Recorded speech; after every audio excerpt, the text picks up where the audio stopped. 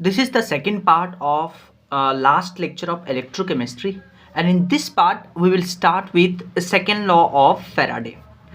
First law of Faraday हमने पढ़ा था, राइट? उसमें हमने एक फॉर्मूला भी डिराइव किया था और हमने बात किया था कि एक फेराडे चार्ज पास करने में, किसी इलेक्ट्रोलाइटिक सॉल्यूशन में एक फेराडे चार्ज पास करने में जो मेटल डिपॉजिट होता है वो उसके इक्विवेलेंट वेट के बराबर होता है. फिर हमने एक फॉर्मूला डिराइव किया था, mole into valency factor is equal to Q upon 96500. अभी अपन स्टार्ट करेंगे सेकेंड लॉ ऑफ फेराडेस. देखिए सेकेंड लॉ ऑफ फेराडे क्या कहता है. मान लीजिए आपके पास तीन इलेक्ट्रोलाइटिक सॉल्यूशन है, CuSO4, H2SO4 एंड AgNO3. इसमें दो दो इलेक्ट्रोड लगा हुआ है.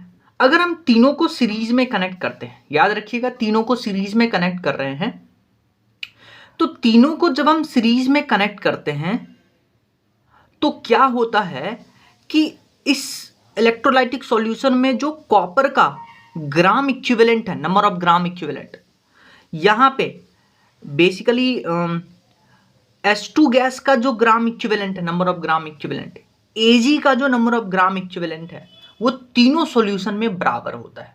देखिए फर्स्ट लॉ ऑफ फेराडे में आप पढ़ के आए थे कि number of gram equivalent deposited that will be Q upon 96500. अगर आप तीनों इलेक्ट्रोलाइटिक सॉल्यूशन को सीरीज में कनेक्ट करते हैं तो उसमें चार्ज सेम होगा, ये आपको पता है. तो यहां से देखिए ये कांस्टेंट, तो नंबर ऑफ ग्राम इक्विवेलेंट तीनों इलेक्ट्रोलाइटिक सॉल्यूशन में कॉपर का, हाइड्रोजन गैस का, Ag मेटल का सेम रहेगा. So if number of cell arranged in series, then same number of gram equivalent deposited in each compartment. यानी number of gram equivalent of copper deposited in this electrolytic solution, number of gram equivalent of Ag deposited is equal to number of gram equivalent of hydrogen gas release. ठीक है. अच्छा, number of gram equivalent का formula, क्योंकि तीनों में number of gram equivalent same करना है, तो number of gram equivalent का फॉर्मूला देखिए कौन कौन सा होता है. एक तो वेट अपॉन इक्विवेलेंट वेट, और इक्विवेलेंट वेट को लिखते हैं molecular weight upon N factor. तो जब आप इसको यहां डालिएगा तो नंबर ऑफ ग्राम इक्विवेलेंट का एक फॉर्मूला आ जाएगा, मोल इनटू वैलेंसी फैक्टर. यही फॉर्मूला हम यूज करेंगे कि तीनों कंपार्टमेंट में number of gram equivalent same करना है. तो आप क्या करिएगा, पहले कंपार्टमेंट में कॉपर का मोल इनटू कॉपर का वैलेंसी फैक्टर. कॉपर का वैलेंसी फैक्टर कितना होता है, Cu2+ लिखते हैं तो 2+, यानी 2 हो गया valency factor. Similarly hydrogen gas का मोल इनटू उसका वैलेंसी फैक्टर, Ag का मोल इनटू उसका वैलेंसी फैक्टर. ठीक है. तो नंबर ऑफ ग्राम इक्विवेलेंट होता है वेट अपॉन इक्विवेलेंट वेट. तो तीनों कंपार्टमेंट में wait upon equivalent weight of A, B और C बराबर होगा. ठीक है. जैसे वीडियो पॉज करके क्वेश्चन रीड करिए, फिर मैं आपको इसका कॉन्सेप्ट सिखाता हूं. देखिए क्वेश्चन में बोल रहा है कि जब आप एक्वस सॉल्यूशन ऑफ NaCl का इलेक्ट्रोलिसिस करवाते हैं तो एनोड पे एट STP आपको 2.24 litre of hydrogen gas release होता है. तो आपसे पूछा है कि Cl2 गैस कैथोड पे एट STP कितना लीटर रिलीज होगा. तो यहां पे देखिए आप एक ही सॉल्यूशन का इलेक्ट्रोलिसिस करवा रहे हैं, मतलब आपके पास एक ही कंपार्टमेंट है, एक ही कंपार्टमेंट में एनोड है, कैथोड है. तो यहां पे आप क्या करिएगा, यहां पे आप लगाइएगा number of gram equivalent at anode will be equal to number of gram equivalent at cathode. तो एनोड पे देखिए हाइड्रोजन गैस रिलीज हो रहा है, तो नंबर ऑफ ग्राम इक्विवेलेंट क्या होता है, मोल इनटू वैलेंसी फैक्टर. और कैथोड पे क्लोरीन गैस रिलीज हो रहा है, तो कैथोड का क्लोरीन का वैलेंसी फैक्टर इनटू उसका मोल. तो आप देखिए हाइड्रोजन का कैथोड एनोड पे क्या होगा, हाइड्रोजन का एनोड पे वो 2 इलेक्ट्रॉन लेकर के H2 गैस में कन्वर्ट होगा, यानी कि हाइड्रोजन का आपके पास वैलेंसी फैक्टर आ गया 2. और मोल क्या होता है आपको पता है, मोल के अलग अलग फॉर्मूला होता है. एक तो given mass divided by molecular weight, या given volume in litre at STP divided by 22.4. ये सब फॉर्मूला होता है, तो हम ये फॉर्मूला यूज करेंगे. STP पे कितना वॉल्यूम गिवन है, 2.24 divided by 22.4 will be equal to cathode पे है क्लोरीन, तो क्लोरीन का वैलेंसी फैक्टर होता है 2 डिवाइडेड बाय गिवन वॉल्यूम, वही तो निकालना है, डिवाइडेड बाय 22.4. तो यहां से गिवन वॉल्यूम आ जाएगा. नेक्स्ट क्वेश्चन देखिए, वीडियो को पॉज करिए, क्वेश्चन रीड करिए, फिर मैं आपको कॉन्सेप्ट सिखाता हूं. देखिए इस क्वेश्चन में आपको बोला है 3 कंपार्टमेंट है, तीनों कंपार्टमेंट में देखिए कौन कौन सा है वो देख लीजिए। बोला कि सेम चार्ज हम तीनों कंपार्टमेंट में पास करते हैं, तो आपको पूछा है कि कॉपर, एल्यूमिनियम और एजी का मोलर रेशियो बताइए। ठीक है, अच्छा सेकेंड लॉ ऑफ फेराडे का क्वेश्चन है कि सेम चार्ज पास करते हैं तो कॉपर का number of gram equivalent, aluminium का number of gram equivalent and AG का नंबर ऑफ ग्राम इक्विवेलेंट बराबर होगा, यानी gram equivalent of copper will be equal to gram equivalent of aluminium will be equal to gram equivalent of AG. और gram equivalent का formula आप पढ़ के आते हैं मोल इंटू वैलेंसी फैक्टर, तो कॉपर का वैलेंसी फैक्टर 2 इंटू कॉपर का मोल, एल्यूमिनियम का वैलेंसी फैक्टर होता है 3 इंटू मोल ऑफ एल्यूमिनियम, और एजी का वैलेंसी फैक्टर होता है 1 इंटू मोल ऑफ एजी। अब आप क्या करिए, इन दोनों को x के बराबर ले लीजिए, मोलर रेशियो निकालना है x के बराबर, तो कॉपर का मोल आ जाएगा x/2, क्योंकि इसके बराबर करिएगा तो मोल ऑफ कॉपर आ जाएगा x/2, मोल ऑफ एल्यूमिनियम आ जाएगा x/3, मोल ऑफ एजी आ जाएगा x, तीनों का रेशियो लीजिएगा, आंसर आएगा। जैसे आप इस क्वेश्चन को CBSE AIPMT 1998 में आया था, क्वेश्चन को रीड करिए वीडियो पॉज करके, फिर मैं आपको सॉल्यूशन बताता हूँ। देखिए क्वेश्चन में आपको बोला है कि ZnCl सॉल्यूशन को हम किसके कांटेक्ट में नहीं रख सकते हैं, किसके कांटेक्ट में नहीं रख सकते हैं विदाउट लूजिंग इट्स कॉन्सेंट्रेशन। देखिए आपके पास है AU, PB, AL, AG, मतलब कहने का मतलब ये बोल रहा है कि ZnCl में आपको देखिए जिंक आ रहा है। अच्छा, जिंक के नीचे वाला अगर कोई मेंबर होगा इलेक्ट्रोकेमिकल सीरीज में, तो जिंक के नीचे वाला मेंबर वो आसानी से रिड्यूस हो सकता है, तो जिंक को इन सब मेंबर में हम रख सकते हैं, तभी जिंक का रिडक्शन नहीं होगा, क्योंकि जिंक के नीचे वाले मेटल का रिडक्शन होगा, क्योंकि ऊपर से नीचे जाते हैं E0 बढ़ता है।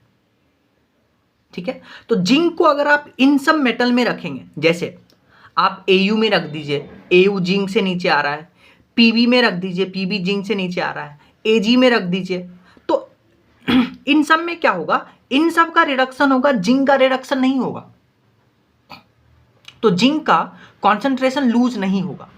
लेकिन अगर आप जिंक को एल्यूमिनियम में रख देते हैं तब क्या होगा, एल्यूमिनियम से जिंक नीचे आएगा तो जिंक का पहले रिडक्शन हो जाएगा एज कंपेयर टू एल्यूमिनियम।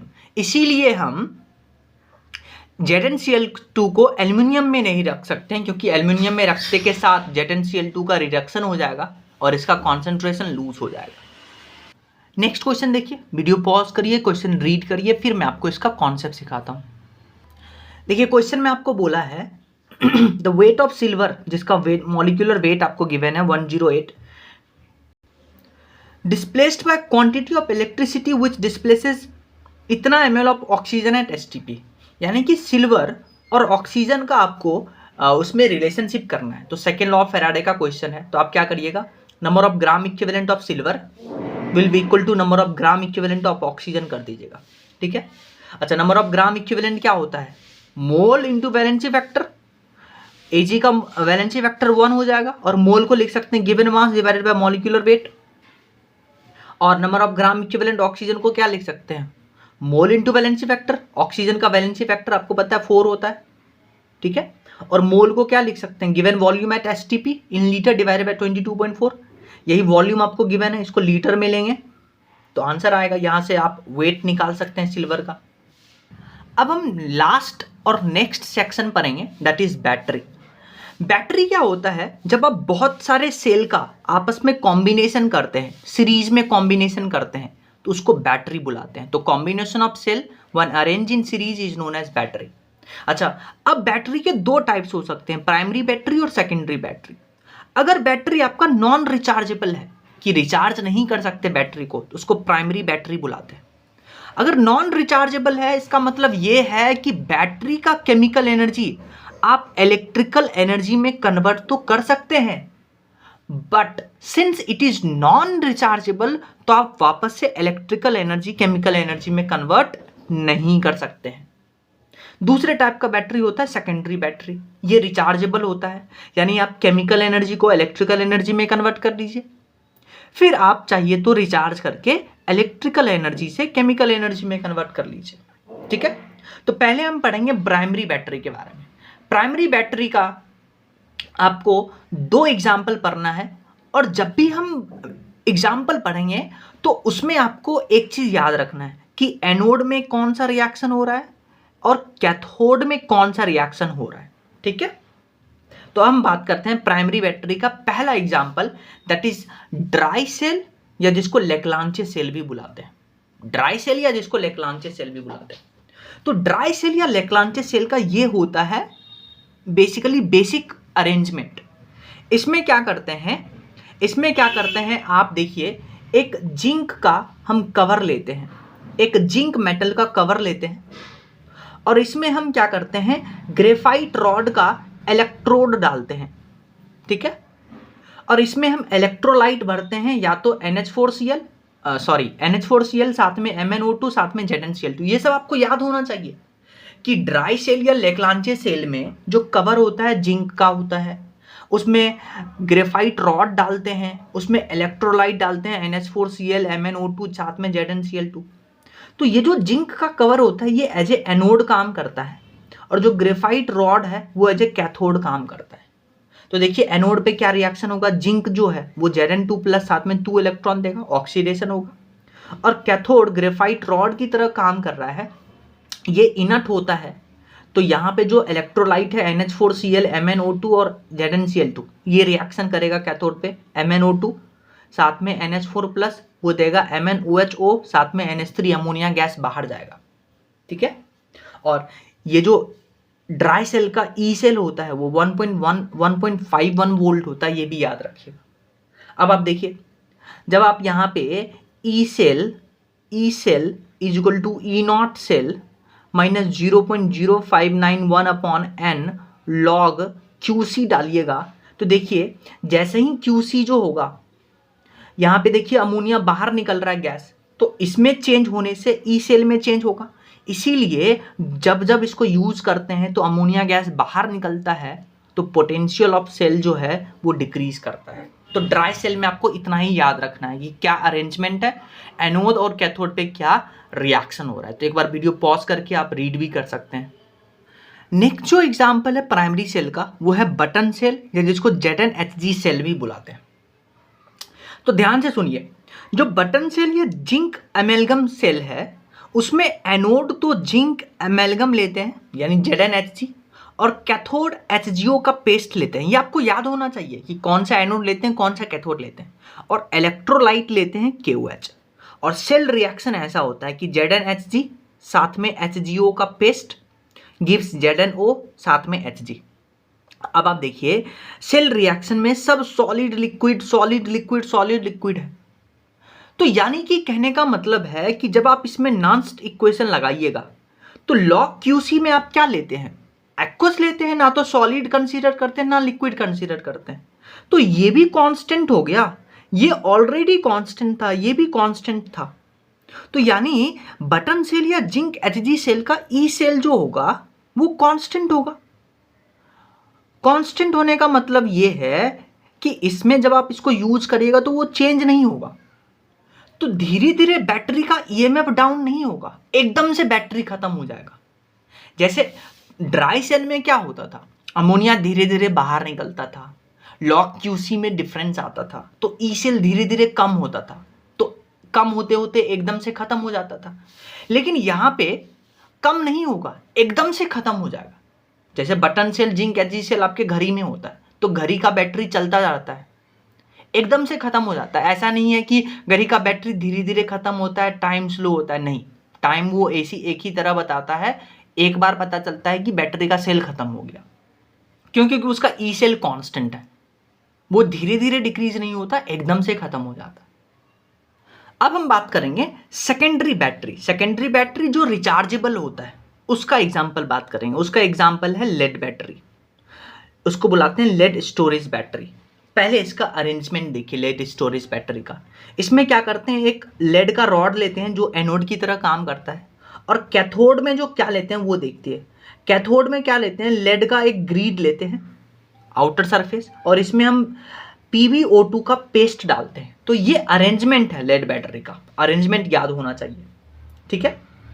और इसमें जो हम इलेक्ट्रोलाइट यूज करते हैं वो होता है 38% weight by weight H2SO4 solution.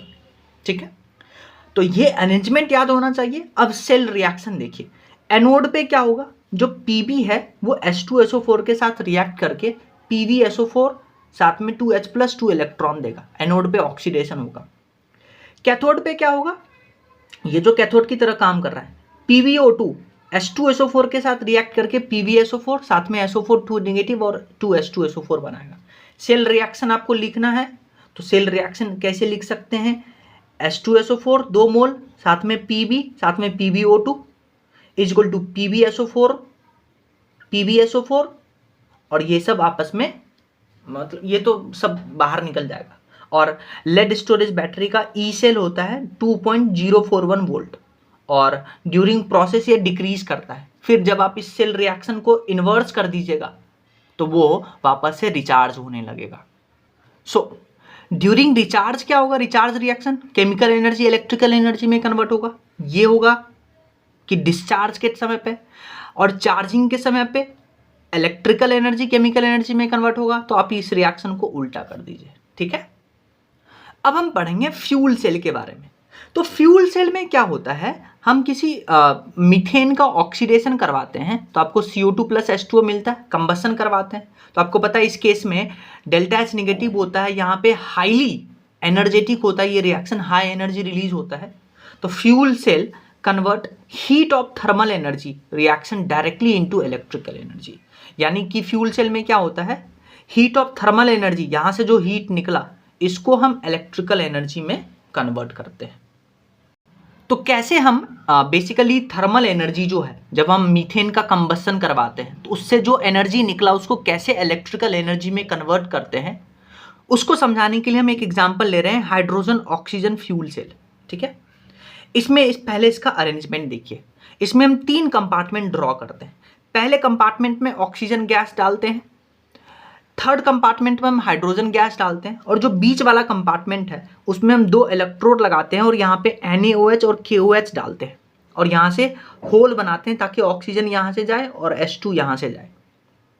तो यहाँ पे सेल रिएक्शन क्या होगा, 2H2 साथ में ऑक्सीजन बनाएगा 2H2O, यानी कि हाइड्रोजन ऑक्सीजन मिल करके वाटर बनाएगा, ऑक्सीडेशन रिडक्शन होगा और यहाँ पे डेल्टा H नेगेटिव यानी हाईली एक्सोथर्मिक है, यहाँ से फिर हीट रिलीज होगा। इसी हीट को हम इलेक्ट्रिकल एनर्जी में कन्वर्ट करेंगे। तो ये आपको अरेंजमेंट याद होना चाहिए और सेल रिएक्शन याद होना चाहिए।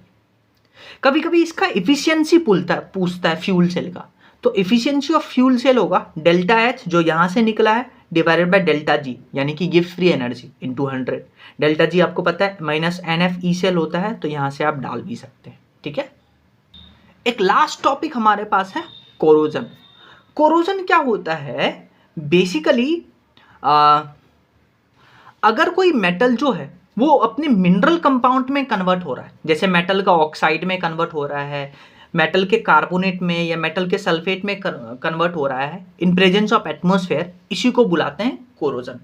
कोरोजन जो है वो स्पॉन्टेनियस प्रोसेस है, अपने आप होता है, जैसे रस्टिंग ऑफ आयरन। उसको समझाने की कोशिश करते हैं। रस्टिंग ऑफ आयरन, मान लीजिए ये आयरन का एक ब्लॉक है और बाहर एटमॉस्फेयर में ढेर सारा मॉलिक्यूल होगा, तो ये एटमॉस्फेयर के मॉलिक्यूल क्या करेगा, आयरन पे कोलिजन करेगा और आयरन में कोलिजन करेगा तो आयरन पे जो इलेक्ट्रॉन है वो सरफेस पे आएगा। तो क्या होगा, आयरन पे कोलिजन करके आयरन 2+ में साथ में इलेक्ट्रॉन रिलीज किया, ये एनोड की तरह काम करेगा। फिर एटमॉस्फेयर में आपको पता है ऑक्सीजन है, ये ऑक्सीजन क्या करेगा, इलेक्ट्रॉन गेन करेगा साथ में वाटर, तो 4OH नेगेटिव बनाएगा, ये कैथोड की तरह काम करेगा। और ये जो 4OH नेगेटिव है ये क्या करेगा, FeO बनाएगा और फर्दर ये ऑक्सीडाइज हो जाएगा in presence of atmosphere in form of Fe2O3.XH2O, यही रस्ट है। तो रस्ट मतलब Fe2O3.XH2O। तो this is rusting of iron.